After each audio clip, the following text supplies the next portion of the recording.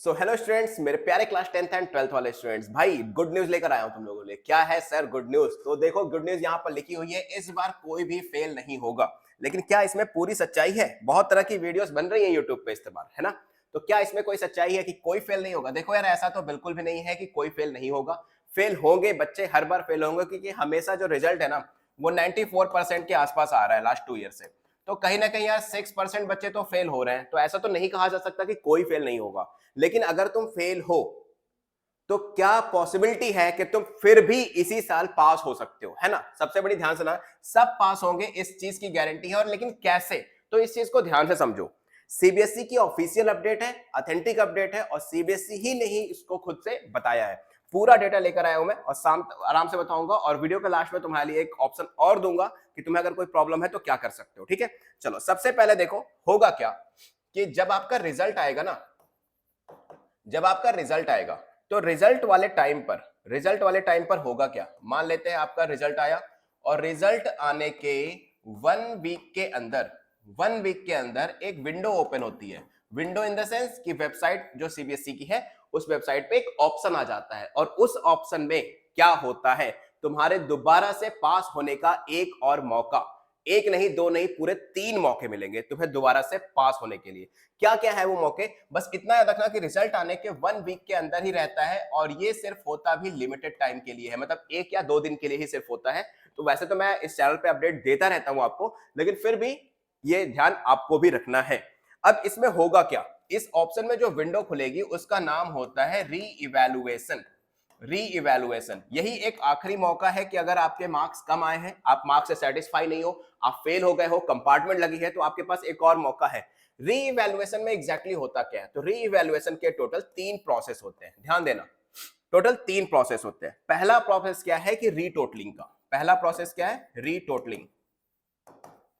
कि आपने क्या किया है, जैसे कॉपी थी, कॉपी में आपके मार्क्स कम आए, आप रिजल्ट से सेटिस्फाई नहीं हो, तो आपने क्या किया, रीटोटलिंग वाले ऑप्शन पे क्लिक कर दिया। तो सीबीएसई क्या करेगी, आपकी कॉपी में जितने भी मार्क्स काउंट होंगे ना, फॉर एग्जांपल पहले में 2 मार्क्स मिले हैं, दूसरे में 3 मिले हैं, सबको काउंट करेगी और एक बार फिर से टोटल करेगी कि क्या आपके मार्क्स सही कैलकुलेट किए गए हैं या नहीं किए गए हैं। तो एक ऑप्शन तो आपको यहां पर मिल जाएगा, ठीक है। लेकिन इन केस आपको लगता है कि भाई ठीक है, मैंने इतना ही किया था, उसके हिसाब से सही मार्क्स मिले हैं, सॉरी फॉर, मुझे कोल्ड हो रखा है एक्चुअली।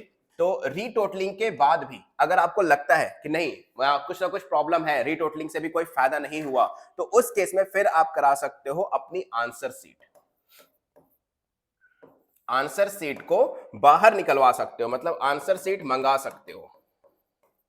हाँ, इन सबके कॉस्ट लगते हैं, रीटोटलिंग के अप्रोक्सीमेटली 100 रुपीज पर सब्जेक्ट लगते हैं, ठीक है। और कॉपी बाहर मंगाने के अप्रोक्स 300 पर सब्जेक्ट लगते हैं। 10th और 12th में अलग अलग लगते हैं, 300 500 ऐसे लगते हैं, ठीक है। लेकिन एक छोटी ही कॉस्ट है, आपका फ्यूचर खराब नहीं होगा, ठीक है। तो आंसर सीट मंगा सकते हो। आंसर सीट मंगा के सिंपली क्या करना है, आपको खुद देखना है कि आपने जो आंसर लिखे थे वो कितने अच्छे हैं, उसमें कम मार्क्स तो नहीं मिले।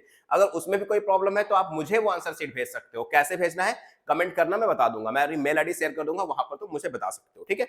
मैं खुद इवेलुएट करके आपको बता दूंगा कि इस क्वेश्चन में आपको ज्यादा मार्क्स मिलने चाहिए या बिल्कुल सही मिले। अगर आपको लगता है कि मुझे इस क्वेश्चन में ज्यादा मार्क्स मिलने चाहिए, तो उस केस में फिर आप क्या कर सकते हो, क्लेम कर सकते हो। क्या कर सकते हो?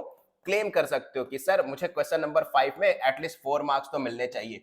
फिर ये कॉपी सीबीएसई के पास जाएगी, सीबीएसई अपने टीचर से इवेलुएट कराएगी, और 100% है कि वो मार्क्स बढ़ जाते हैं, ठीक है। मतलब मैंने खुद ने आज तक कभी ऐसा नहीं सुना कि क्लेम करने के बाद भी बच्चे के मार्क्स कम हो गए या उतने ही हुए। क्लेम करने के बाद बच्चों के मार्क्स बढ़ जाते ही जाते हैं, ये चीज याद रखना, ठीक है। तो एक तो ये ऑप्शन हो जाएगा।